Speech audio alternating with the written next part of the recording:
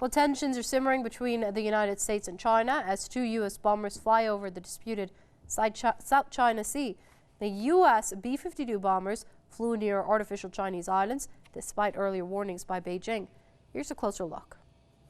I know that we conduct B-52 flights in The Pentagon has confirmed that two U.S. bombers have flown near artificial Chinese-built islands in the South China Sea.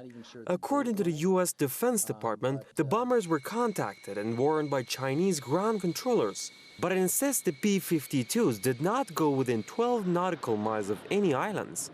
The U.S. says its actions in the South China Sea are part of its patrolling mission in the region. It believes that by constructing the sandy islands, Beijing intends to militarize the international waters. It's just laughable to see supposedly the world's only sole superpower being reduced to flying airplanes over islands where the Chinese are building 3-kilometer airstrips, desalination plants, lighthouses, living quarters on these islands, and so the Chinese are building and the United States is bluffing.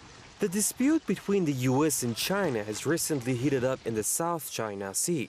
The U.S. had also sailed a warship near Beijing's artificial islands last month.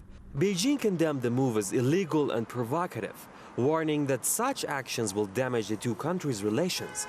The Chinese government accused Washington of seeking to militarize the region, and analysts say the United States is in fact trying to create divisions in the region through such provocative measures. They will never stop trying to overthrow China in the future as long as the communists are in power.